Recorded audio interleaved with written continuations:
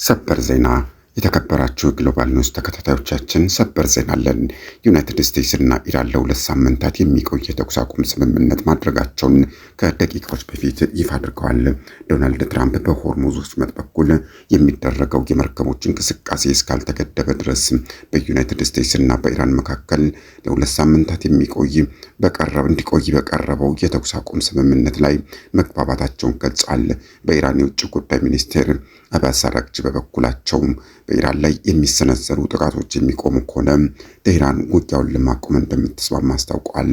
እስራኤል ትራምፕ በኢራን ላይ የሚሰነዘሩ ጥቃቶችን ለማቆም ያስተላለፉትን ውሳኔ እንደምትደግፍ የገለጸች ቢሆንም የሁለቱ ሳምንታት የተኩስ አቁም ሊባኖስን እንደማያካትት አረጋግጣለች። የአሜሪካው ፕሬዝዳንት ዶናልድ ትራምፕ ስምምነት ላይ ለመድረስ እስከ ምሽቱ 2 ሰዓት ድረስ የጊዜ ገደብ አስቀምጠው እንደነበር ይታወሳል። ሁለቱን ሀገራት አሁን ወደ ተደረሰበት ስምምነት እንዲመጡ ፓኪስታን ጠንካራ ዲፕሎማሲያዊ ስራዎችን በመስራት ላይ ትገኛለች። ፓኪስታን ዶናልድ ትራምፕ የሰጡትን የጊዜ ገደብ ለ2 ሳምንታት እንዲራዘሙ ጠይቃለች። ሁለቱ ወገኖችም በመጪው አርብ በኢስላማባድ በሚካሄደው ውይይት ላይ እንዲሳተፉ መጋበዟን ቢቢሲ ዘግቧል። በዩናይትድ ስቴትስ እና በኢራን መካከል ያለው አለመተማመን ድርድሩን እጅግ አስቸጋሪ አድርጎታል።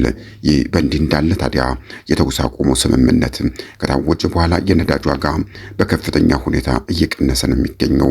በአሁኑ ወቅትም አንድ በርሜል ነዳጅ ከመቶ $100 በታች እየተሸጠ ይገኛል።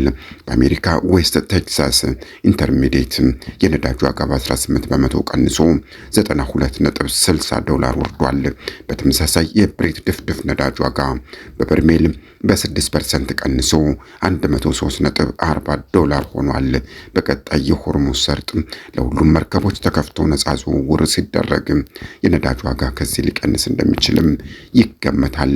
ይህ ለብዙዎቻችን ወይም ደግሞ ለሁሉም ለዓለም ሀገራት ሁላ ተስፋን የሚሰጥ ነው።